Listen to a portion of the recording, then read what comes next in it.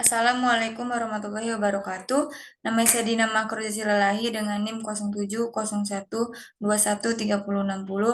kelas ilmu komputer 3. Tujuan saya membuat video ini untuk memenuhi ujian akhir semester Bahasa Indonesia dengan dosen pengampu Ibu Junaida MPD.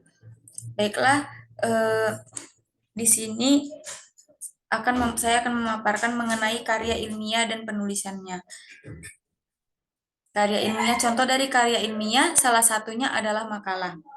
Saya akan menjelaskan makalah yang sudah saya buat. Yang pertama yaitu saya membuat judulnya. Judul yang saya buat yaitu menulis makalah ilmiah. Setelah dari judul itu ada kata pengantar. Setelah dari judul ada kata pengantar. Kemudian setelah kata pengantar ada daftar isi. Setelah itu kita masuk ke dalam bab 1 pendahuluan. Di dalam bab 1 pendahuluan terdapat latar belakang. Nah, di sini latar belakang saya yaitu istilah makalah bukanlah istilah yang asing lagi gitu. Makalah adalah karya tulis ilmiah mengenai suatu topik tertentu yang tercakup dalam ruang lingkup suatu perkuliahan dan sebagainya. Kemudian setelah itu di dalam bab 1 pendahuluan ada rumusan masalah.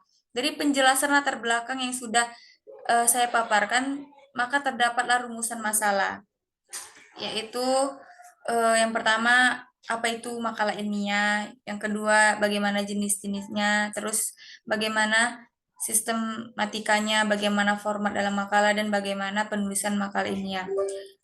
Nah, setelah rumusan masalah, ada tujuan.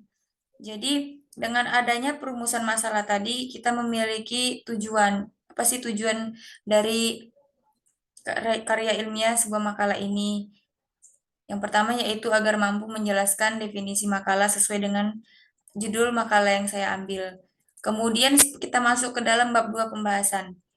Di dalam bab 2 pembahasan terdapat materi yang sudah ada di dalam rumusan masalah tadi, yaitu seperti punya saya, yaitu apa itu makalah. Nah, jadi di dalam bab 2 pembahasan yang A-nya definisi makalah.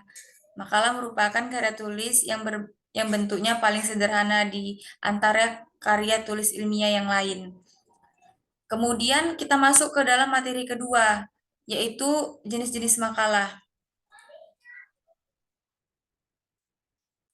Kemudian setelah itu kita masuk ke dalam materi yang ketiga, yaitu sistematika makalah. Sistematika makalah itu ada bagian awal yang terdiri dari halaman sampul seperti yang sudah saya lampirkan tadi, lalu yang kedua ada daftar isi yang sudah saya paparkan, terus daftar tabel atau gambar jika ada, dan sebagainya. Kemudian untuk materi yang keempat yaitu ada format makalah.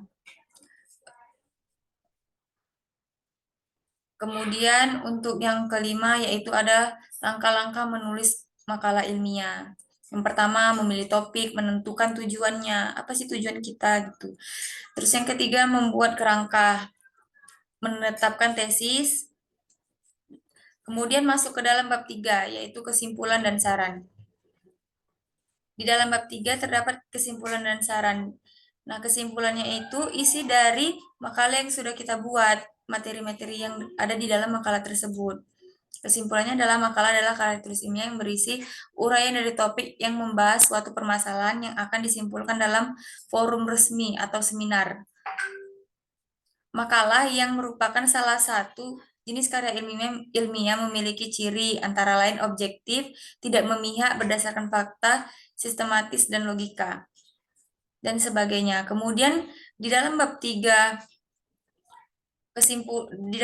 penutupan itu kan ada kesimpulan dan saran. Nah, harus ada saran yang kita buat agar ada perbaikan untuk pembuatan makalah berikutnya.